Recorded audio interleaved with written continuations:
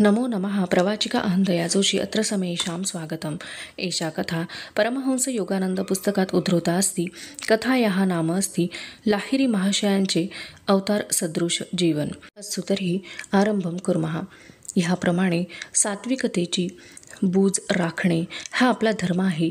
येशूने Baptist जॉनशी बोललेल्या ह्या शब्दांवरून व जॉनला आपणास बाप्तिस्मा देण्याबद्दल केलेल्या येशूच्या विनंतीवरून असे दिसते की येशू आपल्या गुरुच्या दिव्य अधिकारांची कबुली देत होता।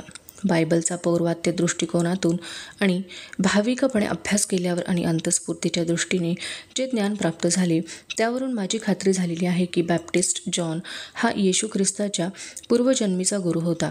बायबलमध्ये असे कित्येक उतारे आहेत की ते जर बारकाईने पाहिले तर असे आढळून येईल की जॉन आणि येशू हे कोणत्या तरी मागच्या जन्मी एलिजा आणि त्याचा शिष्य एलिशा असे होते। हे उच्चार जुन्या करारातील आहेत। ग्रीक भाषांतरात त्यांचे उच्चार एलियास व एलिसियस असे केलेले आहेत आणि नव्या करारात हे शब्द त्या बदललेल्या उच्चाराने आलेले आहेत। जुन्या कराराच्या शेवटी एलिजा आणि एलिशा यांचा पुनर्जन्म होणार आहे असे सरळ भविष्य दिले आहे। आणि हे पहा, परमेश्वराचा तो महान व भयंकर दिवस येण्यापूर्वी मी तुमच्याकडे याला दूत म्हणून पाठवितो। अशा तऱ्हेने परमेश्वराचा येण्यापूर्वी जो जॉन पाठविला तो ख्रिस्ताच्या जन्माच्या थोडासा अगोदरच जन्मास आला होता, अशाकरिता की आता यापुढे ख्रिस्ताचा जन्म होणार आहे हे सर्वांना कळावे। त्याचा पिता जो झकेरियास त्याला देवदूताने येऊन सांगितले की जन्मास येणारा तुझा मुलगा जो जॉन तो एलिजाच आहे। पण तो देवदूत त्याला म्हणाला, झकेरियास तू भिवू नकोस, कारण तुझी प्रार्थना परमेश्वराने ऐकली आहे। तुझी बायको एलिझाबेथ तिला मुलगा होईल आणि त्याचे नाव तू जॉन ठेव आणि पुष्कळशा यहुदी लोकांना तो परमार्थाच्या मार्गावर लावील आणि तो हुरूपाने व सामर्थ्याने एलियाससारखा त्याच्या प्रभूच्या अगोदर लोकांमध्ये पुढे सरसावेल आणि वडिलांची मने मुलांकडे वळविल व जे आज्ञा जो मानित नाहीत त्यांना न्यायाची कदर बाळगावयास लावून अशा रीतीने प्रभूच्या आगमनासाठी लोकांना तयार करील। एलिजा हा जॉन असल्याचे 2 वेळा येशूने अगदी असंदिग्ध शब्दात सांगितले आहे। एलिजा आलेला आहे पण तुम्हाला तो ओळखता आला नाही।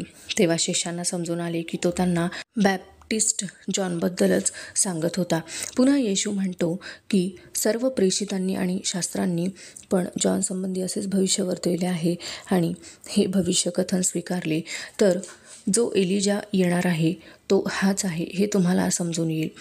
ज्यावेळी जॉनने आपण एलिजा असल्याचे नाकबूल केले त्यावेळी नाकबूल करण्याचा त्याचा आशय इतकाच होता की महान गुरु जो एलिजा याच्या बाह्य स्वरूपातील उच्च कोटीला मी कसा पोहोचू शकेन। पूर्वीच्या जन्मी त्याने आपला गौरवाचा झगा व आध्यात्मिक संपत्ती आपला शिष्य जो एलिशा याला देऊन टाकली होती आणि एलिशा म्हणाला, मी तुझी प्रार्थना करतो की तुझ्या दुप्पट मोठेपण मला प्राप्त हो। त्यावर तो म्हणाला की ही फार अवघड गोष्ट तू मागत आहेस, तरी पण मी जेव्हा तुझ्यापासून दूर जाईन तेव्हा जर तू मला पाहू शकला तुझ्या म्हणण्याप्रमाणे घडून येईल।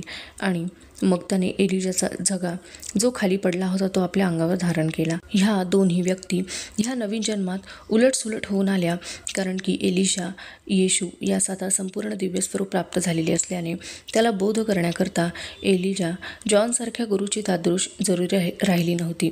पर्वतावर जेव्हा येशूचे रूपांतरण झाले त्यावेळी त्याच्यासमोर त्याचा गुरु एलियास मोझेस बरोबर आलेला त्याने पाहिला। वधस्तंभावरती त्या निर्वाणीच्या क्षणी येशूने आक्रोश केला, एली एली लामा सबक्थानी, म्हणजे हे परमेश्वरा तू मला का बरे विसरलास। तेथे जे लोक उभे राहिलेले होते त्यांपैकी काहींनी ते ऐकले आणि म्हणाले, हा इसम एलियासच्या नावाने पुकारा करीत आहे। पाहूया आपण एलियास याच्या मदतीला येतो की काय। तऱ्हेचा गुरु शिष्यांमधील हा चिरंतन संबंध जो जॉन व येशू यांमध्ये होता तोच बाबाजी व लाहिरी महाशय यांच्यामध्ये होता।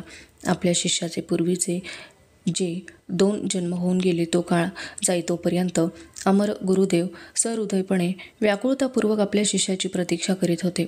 त्यानंतर प्रथम लहान मूल म्हणून आणि पुढे वयात आलेला पुरुष म्हणून लाहिरी महाशयांनी ज्या 2 अवस्था व्यतीत केल्या त्यावेळी सुद्धा त्यांना ते मार्गदर्शन करीत राहिले. आपल्या शिष्याचे 33वे वय होईपर्यंत बाबाजींना आपला पूर्वजन्मीचा व कधीही न तुटणारा असा गुरु शिष्यांचा संबंध पुन्हा प्रस्थापित करावयास योग्य वेळ आली आहे असे वाटले नाही. राणीखेतला जी अल्पकाळ भेट झाली त्यानंतर त्या निस्वार्थी गुरूंनी आपल्या प्रिय शिष्याला आपल्याजवळ असे फार वेळ ठेवले नाही. पण लाहिरी महाशयांना त्यांनी या जगात काही लोककार्य करण्याकरता मोकळे केले. बेटा, जेव्हा तुला माझी जरुरी वाटेल त्यावेळी मी तुला भेटेन. कोणताही मर्त्य असा प्रेमी अशा वचनाचे असीम बंधन पुरे करू शकेल? सामान्य समाजाला कल्पनाही नसेल अशा परिस्थितीत वाराणसीच्या एका दूर कोपऱ्यात 1861 साली महान आध्यात्मिक पुनरुज्जीवनास सुरुवात झाली. जसा फुलांचा सुगंध फार वेळ लपवून ठेवता येत नाही, त्याप्रमाणे आदर्श प्रापंचिकासारखे संसारी पुरुष लाहिरी महाशय जरी शांतपणे आपला जीवनक्रम व्यतीत करीत होते तरी त्यांचे नैसर्गिक तेज झाकले जाईना. भारताच्या प्रत्येक भागातून भक्तरूपी भ्रमर जीवनमुक्त अशा गुरुदेवांच्याकडून दिव्य अमृताचे प्राशन करण्याकरता जमू लागले. त्यांच्या ऑफिसमधला वरिष्ठ जो इंग्रज मनुष्य होता तो लाहिरी महाशयांना प्रेमाने आनंदी बाबू असे म्हणायचा. आपल्या हाताखालच्या माणसामध्ये जो विलक्षण आध्यात्मिक स्वरूपाचा उच्च स्तराचा बदल झाला तो प्रथम त्याच्या ध्यानात आला. साहेब, आपण उद्विग्न दिसता. काय झाले आहे आपल्याला? एके दिवशी सकाळी लाहिरी महाशयांनी आपल्या वरिष्ठाची सहानुभूतीपूर्वक चौकशी केली. माझी बायको इंग्लंडमध्ये फार आजारी आहे. काळजीने मी खचून गेलो आहे. मी त्यांच्याबद्दल काही माहिती आणून देतो. लाहिरी महाशय नंतर त्या खोलीतून बाहेर आले आणि एका बाजूच्या जागी थोडा वेळ एकांतात बसल्यावर परत आले व त्यांची चिंता निवारण करणारे मृदू हास्य त्यांनी केले. आपल्या पत्नींची तब्येत सुधारत आहे. त्या आता आपल्याला पत्र लिहित बसले आहेत. त्या सर्वज्ञ योग्याने नंतर त्या पत्रातील काही भाग बोलून दाखविला. आनंदी बाबू, तुम्ही काही साधारण माणसांसारखे नव्हेत हे मला माहीत आहे. तरी पण तुम्ही आपल्या इच्छेने काळ व स्थल यांवर मात करू शकता असा माझा विश्वास बसत नाही. ज्या पत्राचे असे भाकीत केले ते पत्र अखेर येऊन पोहोचले. त्या पत्रामध्ये आपली बायको पूर्णपणे पूर्ववत बरी झाली आहे एवढेच वृत्त नसून त्यात त्या महान गुरुजींनी काही आठवड्यांपूर्वी उच्चारलेली वाक्येसुद्धा तशीच्या तशी लिहून आली होती. साहेब आश्चर्याने गार पडले. साहेबांच्या पत्नीनंतर काही दिवसांनी हिंदुस्थानात आल्या. त्या आल्यावर लाहिरी महाशयांना मोठ्या भक्तिभावपूर्वक भेटल्या. महाराज, त्या म्हणाल्या, लंडनमध्ये मी बिछाण्यावर दुखण्याने खिळून राहिली असताना कित्येक महिन्यांपूर्वी मी आपली आकृती पाहिली होती. त्या आकृतीभोवती एक तेजोवलय दिसत होते आणि त्याच क्षणी मी पूर्ण बरी झाली आणि त्यानंतर लवकरच हिंदुस्थानला येण्याकरता लांबलचक समुद्रावरचा प्रवास करू शकले. दररोज ते परमपूज्य गुरु 1-2 शिष्यांना क्रियायोगाची दीक्षा देत. ही पारमार्थिक कर्तव्ये करून त्याशिवाय नोकरीचे काम सांभाळून व प्रपंचाची जबाबदारी पार पाडून परमगुरुजी शिक्षणाच्या कामात कळकळीने लक्ष घालीत. त्यांनी पुष्कळ अभ्यास मंडळे तयार केली व वाराणसीच्या बंगाली टोला विभागात एक मोठे हायस्कूल स्थापण्याच्या कामी फार मेहनत घेतली. आठवड्यातून एक दिवस ते एकत्र जमत. त्या सभांना त्यांनी गीता मंडळ नाव दिले. त्या दिवशी गुरुजी पुष्कळ उत्सुक सत्यान्वेषी साधकांपुढे अध्यात्मावर प्रवचने देत. हे सगळे उद्योग करून लाहिरी महाशय जणू सर्वसामान्य तक्रारीला उत्तर देत. तक्रार अशी, स्वतःचा कामधंदा सांभाळून सामाजिक कर्तव्ये पार पाडून पुढे भक्तिभावपूर्वक ध्यानाला बसावयाला वेळ कुठे राहतो? ह्या महान संसारी प्रापंचिक गुरुचे सुसंबद्ध असे ऐहिक व पारमार्थिक जीवन हजारो स्त्री पुरुषांना स्फूर्तिस्थान असावयाचे. त्यांचा पगार बेताचा असायचा, पण त्यांची राहणी काटकसरीची व साधी होती. त्यात भपका कधी नसे. ते कोणालाही भेटावयास मोकळे असत. अशा तऱ्हेने गुरुजी हे संसारी जीवन शिस्तबद्ध रीतीने साधेसुधे व आनंदात व्यतीत करीत. ब्रह्मत्वाच्या उच्च आसनावर आरूढ होऊन सुद्धा लाहिरी महाशय वेगवेगळ्या स्वभाव विशेषाच्या व्यक्तींना सारखाच मान देत. त्यांचे भक्त जेव्हा त्यांना वंदन करीत तेव्हा ते सुद्धा त्यांना उलट वंदनच करीत. त्यांची नम्रतासुद्धा अगदी लहान मुलासारखी असे. ते पुष्कळदा दुसऱ्यांच्या पायांना आदराने स्पर्श करीत, पण स्वतः मात्र आपले पाय धरू देत नसत. जरी पादवंदन करणे हा एक गुरुजनांविषयी आदर दाखवण्याचा सर्व मान्य असा पौर्वात्य शिरस्ता आहे, तरी त्या शिरस्त्याचा ते स्वतःच्या बाबतीत अपवाद करीत. लाहिरी महाशयांच्या जीवनाचे एक वैशिष्ट्य असे होते की ते क्रियायोगाची दीक्षा कोणत्याही धर्माच्या अनुयायांना देत असत. केवळ हिंदूच नव्हे तर मुस्लिम, ख्रिस्ती लोक पण त्यांच्या मुख्य शिष्यांमध्ये होते. अद्वैतवादी असोत किंवा द्वैतवादी असोत किंवा कोणत्याही पंथाचे किंवा धर्माचे अनुयायी असोत किंवा नसोतही, असे हे विश्वगुरू भेदभाव न करता शिष्य म्हणून सर्वांचा अंगीकार करीत. त्यांच्या अतिशय प्रगत अशा चेल्यांमध्ये अब्दुल गफूर खान नावाचा एक मुसलमान होता. लाहिरी महाशय स्वतः अत्युच्च वर्णाचे म्हणजे ब्राह्मण वर्णाचे होते. त्यांच्या काळामध्ये जातीयतेचे फारच तोम होते, पण जातीयवादाची तीव्रता व कटुता कमी करण्याकरता त्यांनी धडाडीचे प्रयत्न केले. समाजातील प्रत्येक व्यवसायातील मनुष्य गुरुजींच्या सर्वव्यापी पंखांखाली आश्रय घेण्यास येत असे. इतर ईश्वरी साक्षात्कार घडून आलेल्या प्रेषितांप्रमाणे लाहिरी महाशय बहिष्कृत लोकांना व दीनदुबळ्या व दलित लोकांना आशेचा ओलावा देत. हे ध्यानात ठेवा की तुम्ही कोणात नव्हते आणि तुमचेही कोणी नाही. एक दिवस तुम्हाला घाईघाईने या जगातील प्रत्येक वस्तू आहे तशी ठेवून येथून जावयाचे आहे. तर तुम्ही परमेश्वराचा परिचय आताच करून घ्या. गुरुवर्य असे आपल्या शिष्यांना सांगत दिव्य दर्शनाच्या विमानामध्ये दररोज बसण्याचा सराव करून मृत्यूच्या पारलौकिक अशा आगामी प्रवासाची तयारी करा. अज्ञानामुळे भ्रमामुळे आपण हाडे व मांसात सामावलेला आहोत व आपण म्हणजे तेच आहोत असे तुम्ही चुकीने मानत आहात आणि हा हाडा मांसाचा देह म्हणजे साऱ्या यातनांचे कारण आहे. अविरत ध्यान करीत जा, म्हणजेच परमतत्वाचेच आपण अंश आहोत आणि कोणत्याही यातनेपासून आपण मुक्त आहोत हे तुमच्या चटकन ध्यानात येईल. देहाचे बंधन तोडून टाका आणि क्रियेच्या गुरुकिल्लीचा उपयोग करून परमतत्वात मिसळून जा. परमतत्वात विलीन होऊन तुम्ही या बंधनातून सुटून जा. आपल्या वेगवेगळ्या शिष्यांना आपापल्या धर्माप्रमाणे परंपरागत चालत असलेल्या आचारसंहितेचे पालन करण्यास गुरुजी सांगत. क्रियायोग ही एक मुक्तिप्रदायक योग साधना आहे व या साधनेमध्ये सर्व मार्गांचा समावेश होतो. हा मुद्दा आपल्या शिष्यांना लाहिरी महाशय पटवून देऊन परत त्यांना असे सांगत की तुम्ही आपल्या आपापल्या परिस्थितीप्रमाणे व राहणीप्रमाणे आचारधर्म पाळावयास मोकळे आहात. मुसलमानाने आपला नमाज दिवसातून 5 वेळा करावा. गुरुजी सांगत हिंदू धर्मीय साधकाने दिवसातून अनेक वेळा ध्यानाला बसावे. ख्रिस्ती धर्मीयाने दिवसातून अनेक वेळा गुडघे टेकून परमेश्वराची प्रार्थना करावी व नंतर बायबल वाचावे. प्रत्येक माणसाच्या नैसर्गिक प्रवृत्तीनुसार सुज्ञ विचक्षणेने गुरुजी आपल्या अनुयांना भक्तिमार्ग, कर्ममार्ग, ज्ञानमार्ग किंवा राजमार्ग अशा मार्गांप्रमाणे जावयास सांगत. भक्तांनी संन्यास मार्गाचा अवलंब करण्याबाबत जर त्यांना विचारले तर ते त्यांना तशी अनुज्ञा विलंबाने देत. ती देण्यापूर्वी संन्यासी जीवनाचा आचारधर्म किती कडक आहे व त्याचे पालन करणे किती बिकट आहे याची ते त्यांना यथातथ्य कल्पना देत. धर्मशास्त्रावर तात्विक चर्चा टाळण्याविषयी त्या परमगुरूंची शिष्यांना शिकवण असे. ते म्हणत, तोच खरा शहाणा की जो शास्त्र पुराणे नुसतीच न वाचता त्यातील तत्वे आपल्या प्रत्यक्ष आचरणात उतरवितो, आत्मसात करतो. ध्यानाच्याच मार्गाने जाऊन तुम्ही आपले सर्व प्रश्न सोडवा.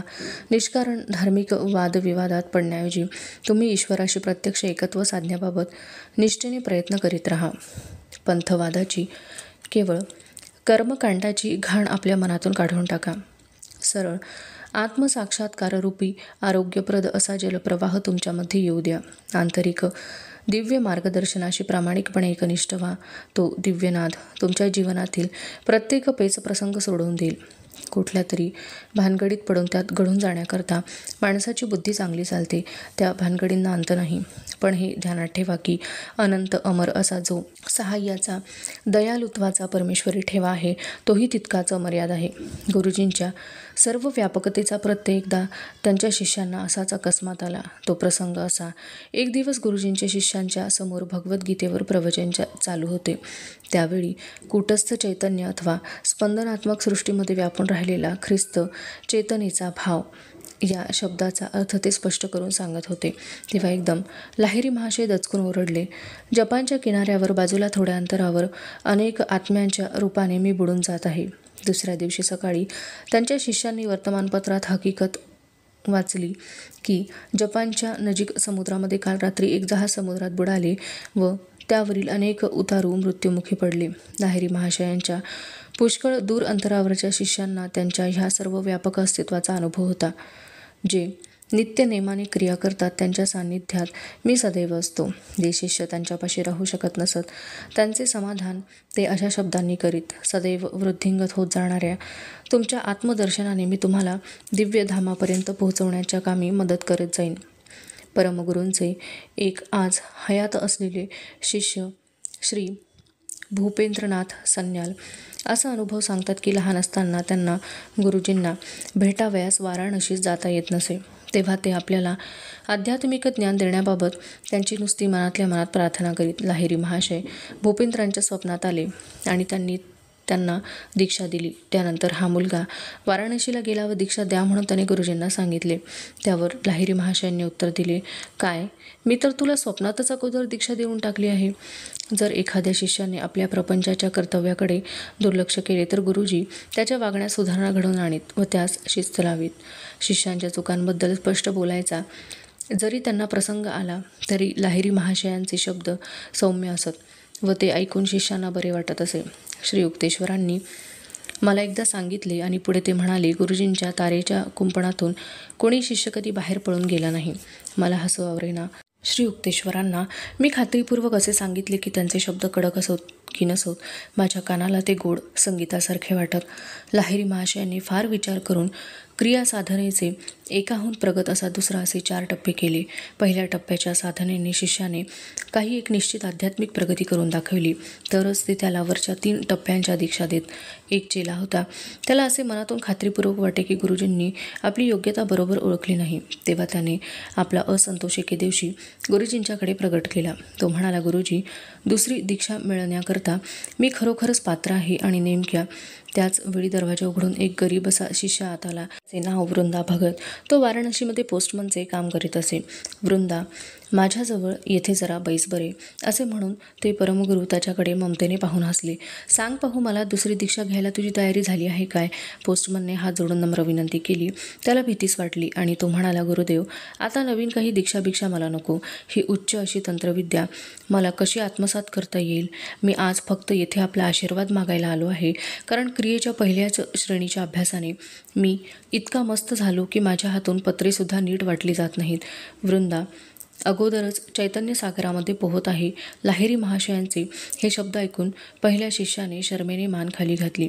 गुरुजी, तो म्हणाला, मला वाटते मी एक साधा कामकरी आहे व हत्यारांबद्दल मी तक्रार करीत राहिलो आहे. तो साधा पोस्टमन विशेष शिकला सवरलेला नव्हता, पण पुढे क्रियासाधनेने अंतर्दृष्टी प्राप्त झाल्यामुळे तो इतका प्रगत झाला की विद्वान मंडळी प्रसंगविशेषी धर्मशास्त्रामधील काही गुंतागुंतीच्या प्रश्नांवरही त्याचा अभिप्राय विचारित. पापपुण्य व व्याकरण वगैरेंविषयी पूर्ण अनभिज्ञ असूनही लहानशा वृंदाने विद्वान मंडळीत फार ख्याती मिळवली. वाराणसीमधील अनेक शिष्यांखेरीज लाहिरी महाशयांचे हिंदुस्थानामधील दुसऱ्या दूरदूरच्या भागातून शेकडो शिष्य त्यांच्याकडे येत आणि त्यांनी स्वतः बंगालमध्ये पुष्कळच प्रवास केला होता. आपल्या दोन्ही व्यायांकडे ते वरचेवर जात. अशा रीतीने त्यांच्या अस्तित्वामुळे पवित्र झालेल्या बंगालमध्ये जागोजाग मधमाशांच्या पोळ्यासारखी क्रियायोग करणाऱ्यांची मंडळी स्थापन झाली. विशेष करून कृष्णनगर व विष्णुपूर या जिल्ह्यांमध्ये आजसुद्धा विशेष गाजावाजा न करता काही शिष्यांनी आध्यात्मिक ध्यानाचा अदृश्य प्रवाह चालू ठेवलेला आहे. लाहिरी महाशयांच्याकडून क्रियायोगाची दीक्षा घेणाऱ्यांमध्ये नाव घेण्यासारखे महात्मे म्हणजे वाराणसीचे प्रख्यात स्वामी भास्करानंद सरस्वती व देवगडचे उच्च कोटीचे तपस्वी बालानंद ब्रह्मचारी हे होत. काही काळ लाहिरी महाशय हे वाराणसीचे महाराज ईश्वरी नारायणसिंह बहादूर यांच्या मुलाचे खाजगी शिक्षक होते. गुरुजींच्या आध्यात्मिक उन्नतीची ओळख झाल्यावर महाराज साहेबांनी व युवराजांनी क्रियादीक्षा घेतली. त्याचप्रमाणे महाराजा ज्योतिंद्र मोहन ठाकूर यांनीही दीक्षा घेतली होती. लाहिरी महाशयांच्या पुष्कळशा वजनदार व मान्यवंत शिष्यांना अशी इच्छा होई की क्रियायोगाच्या साधनेचा जाहिराती वगैरे देऊन अधिक प्रचार करावा, पण त्याला गुरुजींनी परवानगी दिली नाही. तसेच एका चेल्याने, तो काशी नरेशांचा राजवैद्य होता, गुरुजींचा काशीबाबा या नावाने शिस्तबद्ध प्रचार करण्यास सुरुवात केली, पण त्यालाही गुरुजींनी मनाई केली. ते म्हणत, क्रियारूपी फुलांचा सुगंध वाऱ्यासारखा आपोआप पसरू द्या. क्रिया साधनेची बीजे आध्यात्मिकदृष्ट्या सुपीक अशा अंतःकरणात खात्रीने मूळ धरल्याखेरीज राहणार नाहीत. जर या महान गुरूंनी एखाद्या संस्थेसारख्या आधुनिक पद्धतीच्या माध्यमाच्या द्वारे किंवा वर्तमानपत्रात प्रसिद्धी देऊन प्रचार पद्धतीचा अवलंब केला नव्हता तरी त्यांना हे पूर्ण माहीत होते की त्यांच्या संदेशाचे सामर्थ्य एखाद्या अनिर्बंध पुराच्या पाण्याच्या प्रवाहासारखे वाढत जाईल व स्वतःच्या शक्तीने मानवी मनांच्या तीरांमधून आत जोराने घुसून जाईल.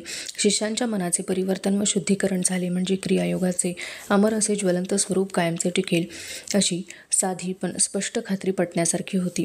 1886 म्हणजे राणीखेतला दीक्षा मिळाल्यानंतर 25 वर्षांनी लाहिरी महाशय सेवानिवृत्त झाले व त्यांनी पेन्शन घेतली. पुढे मग दिवसाच्या वेळी सुद्धा त्यांची भेट घेणे शक्य झाल्यामुळे त्यांच्याकडे येणाऱ्या भक्तांची गर्दी उत्तरोत्तर वाढू लागली. त्यामुळे गुरुदेव आता बहुतेक वेळ मौन धारण करून पद्मासन घालून बसत. ते आपली लहानशी खोली क्वचितच सोडीत. ते बाहेर फिरायलाही जात नसत की घरातल्या घरात सुद्धा इतरत्र हिंडत नसत. सतत शिष्यांचे मेळावे शांतपणे आपल्या गुरूंचे दर्शन घेण्यासाठी येत. लाहिरी महाशयांच्या दर्शनार्थ जे येत त्यांना त्यांच्या शरीराकडे पाहून आश्चर्ययुक्त भीतीच वाटे. त्यांच्या नेहमीच्या शारीरिक अवस्थेत अतिमानुष गुण असावयाचे. उदाहरणार्थ त्यांची श्वसनक्रियाच कधीकधी बंद असायची. ते कधीकधी झोपच घेत नसत. त्यांच्या नाडीचे ठोके कधीकधी बंद पडत तर कधीकधी हृदयसुद्धा आपले अविरत चाललेले कार्य थांबवित असे. त्यांचे डोळे निश्चल असे कित्येक तास तसेच राहत आणि त्यांच्या भोवती शांतीचे एक तेजोवलय दिसत असे. त्यांच्याकडे दर्शनार्थ जो येई त्याला आपल्यामध्ये काहीतरी पारमार्थिक उन्नती घडून आली आहे याची खात्री होई. ईश्वराच्या एका सच्च्या मनुष्याचे शांत आशीर्वाद आपल्याला प्राप्त झाले आहेत याची सगळ्यांना खात्री असायची. आता गुरुजींनी आपल्या पंचानन भट्टाचार्य नावाच्या शिष्याला कलकत्त्याला आर्य मिशन इन्स्टिट्यूशन या नावाने एक योग केंद्र काढावयास परवानगी दिली. या केंद्रात काही योगिक वनस्पतींची औषधे देत आणि भगवद्गीतेची स्वस्तातल्या स्वस्तात आवृत्ती प्रसिद्ध करीत. बंगालमध्ये अशा तऱ्हेचा हा धार्मिक प्रचार प्रथमच सुरू झाला. अशा तऱ्हेची ही हिंदी व बंगाली भाषांमध्ये प्रसिद्ध केलेली आर्य मिशनची गीता घरोघरी जाऊ लागली. एका पुरातन रिवाजाप्रमाणे गुरुजी सगळ्यांना कित्येक रोगांवर औषध म्हणून सर्वसाधारणपणे कडुलिंबाचे तेल देत. जेव्हा गुरुजी एखाद्या शिष्याला ते तेल लिंबापासून काढायला सांगत तेव्हा तो शिष्य ते काम सहज करून दाखवी. पण जर इतराने ते काम हाती घेतले तर त्याला त्या कामामध्ये विलक्षण अडचणी यावयाच्या. तेल काढावयाच्या ऊर्ध्वपातनाच्या पद्धतीत अनेक अडथळे यावयाचे. कढणातील पाणी पूर्णपणे निघून जावयाचे नाही. याचा अर्थच असा की ह्या साऱ्या कृतीसाठी गुरुकृपाही आवश्यक असे. बंगाली लिपीमधील लाहिरी महाशयांचे हस्ताक्षर व सही या ग्रंथात छापलेली आहे. त्यातील ओळी एका शिष्याला लिहिलेल्या पत्रातील आहेत. त्यात परमगुरूंनी एका संस्कृत श्लोकाचा अर्थ विशद केला आहे. जो प्रशांतात्मा झाला आहे आणि ज्या अवस्थेमध्ये त्याच्या डोळ्यांच्या पापण्या मिचकत नाहीत त्याला शांभवी मुद्रा साध्य झाली आहे असे समजावे. इतर पुष्कळ महात्म्यांप्रमाणे लाहिरी महाशयांनी स्वतःची अशी काही पुस्तके लिहिलेली नाहीत, पण ते आपल्या शिष्यांना धर्मशास्त्रांवर आपली मते सांगत असत. गुरुजींचे एक दिवंगत झालेले नातू श्री आनंद मोहन लाहिरी खालीलप्रमाणे लिहितात. भगवद्गीता आणि महाभारताचे इतर भाग यांमध्ये जागोजाग गुंतागुंतीचे मुद्दे आढळून येतात. ह्या मुद्द्यांबद्दल काही प्रश्न विचारू नका आणि त्या ठिकाणी तुम्हाला असे आढळून येईल की तेथे फक्त चमत्कारिक पौराणिक गोष्टी दिलेल्या आहेत की ज्याचा खरा अर्थ कोणाच्या ध्यानात सहसा येऊ नये. अशा विवाद्य मुद्द्यांचे स्पष्टीकरण करण्याचा त्रास घेऊ नका आणि अशामुळे आपण एक मोठे शास्त्रीय ज्ञान गमावलेले आहे की जे ज्ञान पौर्वात्यांनी हजारो वर्षांच्या प्रयोगांती अगदी अमानुष अशा चिकाटीने जतन करून ठेवलेले आहे. शास्त्रीय भाषेच्या शब्द जंजाळातून आणि कल्पनांच्या जाळ्यातून दृष्टीला सहजासहजी दिसून न येणारे असे एक धर्मशास्त्र लाहिरी महाशयांनी शोधून काढले आहे की ज्यामध्ये रूपकात्मक गूढ सुप्त अर्थाच्या कथा बाजूला काढून ठेवलेल्या आहेत. अशा या धर्मशास्त्रामध्ये बुद्धीला अगम्य अशा शब्दांची कसरत न करता वैदिक कर्मकांडामध्ये शास्त्रीय अर्थ पुरेपूर भरलेला आहे हे सिद्ध करून दाखविलेले आहे. आपणा सर्वांना माहीत आहे की साधारणतः मनुष्य प्राणी दुष्ट मनोविकारांच्या कामनांच्या उग्र हल्ल्यापुढे हतबल होतो, लाचार होतो. पण क्रियायोगाच्या साधनेने जेव्हा त्याच्या मनामध्ये एका अत्युच्च व चिरंतन अशा दिव्यानंदाच्या जाणीवेची प्रभात होते, जागृती होते, तेव्हा त्या कामनांच्या पूर्तीमध्ये मनुष्याला गोडी वाटत नाही. त्याला निरर्थक वाटतात आणि मग त्यांचा प्रभाव त्याच्यापुढे चालत नाही.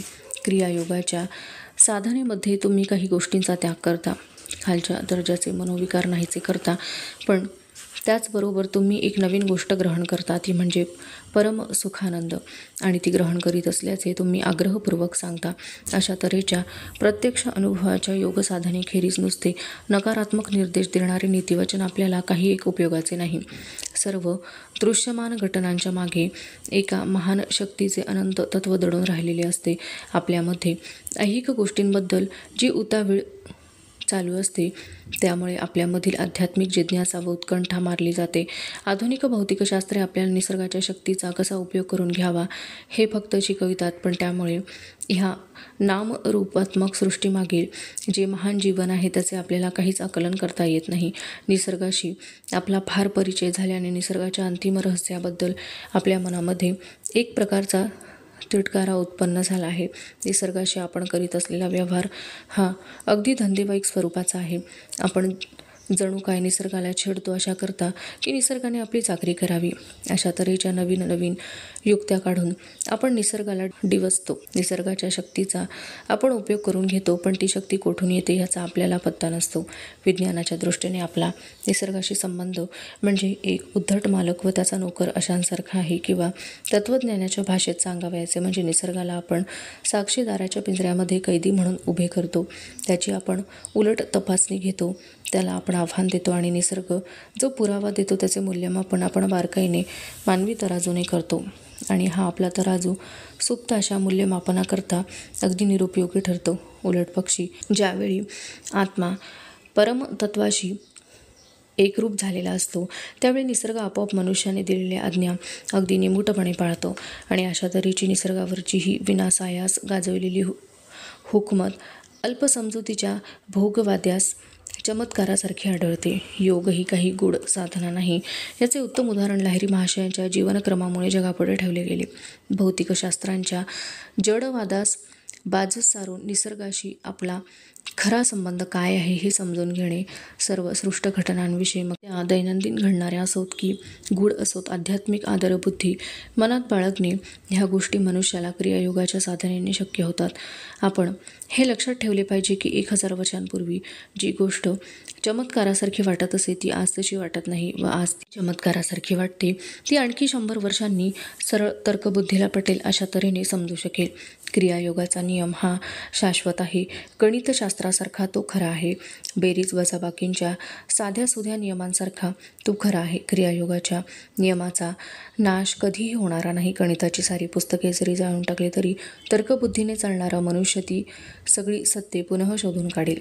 योगशास्त्रावरील सारी पुस्तके जरी नष्ट करून टाकली तरी शुद्ध सात्विक भक्तीचा व त्या भक्तीमुळे ज्याला शुद्ध ज्ञान प्राप्त झाले आहे असा योगी पुनः अवतीर्ण होऊन त्या शास्त्राचे मूल सिद्धांत परत विशद करून सांगेल. बाबाजी जसे महावतार आहेत, श्री युक्तेश्वरांना जसे ज्ञानावतार म्हणता येईल, त्याप्रमाणे लाहिरी महाशय हे योगावतार होत.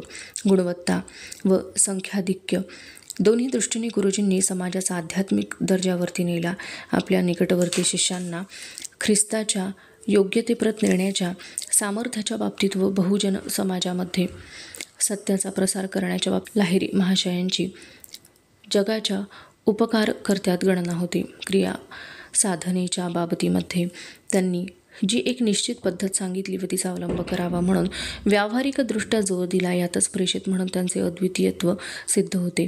पहिल्या प्रथम त्यांनीच योग शिक्षणाचे दरवाजे सर्वांना खुले केले. स्वतःच्या हयातीमधील जे चमत्कार त्यांनी करून दाखविले ते बाजूस ठेवून दिले तरी प्राचीन अशा योगशास्त्राची दुर्बोधता व बिकटता कमी करून त्या शास्त्राचा बोध व त्याची प्रत्यक्ष आचार साधना सामान्य माणसाच्या दृष्टीने सुबोध व सुगम करून दाखवण्याचा मोठातल्या मोठा चमत्कार योगावतारांनी करून दाखविला. चमत्कारांचा विषय निघाला की लाहिरी महाशय नेहमी म्हणत, सूक्ष्म असे नैसर्गिक नियम ज्यांचे कार्य अबाधित व अव्याहत असे नित्य चालू असते व ज्यांच्याबद्दल सामान्य माणसांना काही ज्ञान नसते, त्या नियमांबद्दल उघड सार्वजनिक चर्चा करू नये की काही तारतम्य न बाळगता ते प्रसिद्ध करू नयेत. ह्या ग्रंथात जर मी त्यांनी दिलेल्या काही निषेधात्मक सूचना तंतोतंत पाळल्या नसतील तर त्याचे कारण असे आहे की त्यांनी मला एक प्रकारचे आंतरिक आश्वासन दिले आहे. तथापि बाबाजी लाहिरी महाशय आणि श्री युक्तेश्वर यांच्या जीवनक्रमाविषयी माहिती देताना त्यांच्या चमत्कारांच्या काही हकीकती मी दिल्या नाहीत. त्या देऊ नयेत असे मला वाटले. त्या हकीकती जर दिल्या असत्या तर त्यांचे स्पष्टीकरण करण्याकरता अत्यंत गूढ अशा तत्त्वज्ञानाबद्दल एक स्वतंत्र ग्रंथच मला लिहावा लागला असता. संसारी गृहस्थी जीवन व्यतीत करून प्रपंच करून योग साधनही साध्य करणारे असे जे लाहिरी महाशय त्यांनी आजच्या जगाला आवश्यक असा व्यावहारिक संदेश दिला आहे. आज भारतामध्ये प्राचीन काळाची उत्कृष्ट अशी आर्थिक आणि धार्मिक समाजव्यवस्था राहिली नाही, म्हणून ह्या महायोग्याने समाजापुढे पुरातन काळातील योग्याचा हातात कमंडलू घेऊन भटकणाऱ्या वैराग्याच्या जीवनाचा आदर्श समाजापुढे ठेवलेला नाही, तर त्यांनी प्रत्यक्ष आचरणाने असे दाखवून दिले की योग्याने आपला निर्वाह आपल्या स्वतःच्या कमाईने करून अगोदरच पुष्कळ भार ज्याच्यावर पडलेला आहे अशा समाजावरती मदतीकरता अवलंबून न राहता योग साधना आपापल्या घरी खाजगी तऱ्हेने आचरावी. आणि असा जो सल्ला ते देत त्याचे समर्थन त्यांनी स्वतःच्या आयुष्याचे उदाहरण दाखवूनच केले आहे. ते एक तऱ्हेचे आधुनिक पद्धतीचे पाण्याच्या प्रवाहाचा जसा सरळ रेषेत पाठ काढावा अशा शिस्तबद्ध वळणाचे होते. जगाच्या सर्व भागातील योगशास्त्राच्या मुमुक्षु साधकांना एका विवक्षित जीवनपद्धतीने मार्गदर्शन मिळावे असा त्यांचा जीवनक्रम होता व बाबाजींनी तसा तो आखूनच दिला होता. योगावतारांनी घोषणाच करून ठेवलेली आहे. आधुनिक युगातील माणसाकरता नवीन अशा दिव्य सायुज्यता ही स्वतःच्या प्रयत्नाने साध्य करून घेता येते. ती प्राप्त करून घेण्याच्या कामी तुम्हाला धर्म पंथ यांमधील मतामतांचा काही आधार घ्यावायला नको की एखाद्या हुकुमशाही अशा विश्वगुरूचा लहरीनं रूप दिलेला संदेश ग्रहण करावयास नको. क्रियायुगाच्या गुरुकिल्लीचा उपयोग करून ज्या माणसांना इतर माणसांमध्ये दिव्यत्वाचा अंश आहे असा विश्वास होत नाही, त्यांची निदान स्वतःमध्येच पूर्ण दिव्यत्व वास करीत आहे ह्याची शेवटी खात्री होईल. अधुना एषा कथा समाप्तिं गता अस्तु तर्हि पुनर्मिलामः. तावन् मंगलं भूयात्. नमो नमः. धन्यवादः.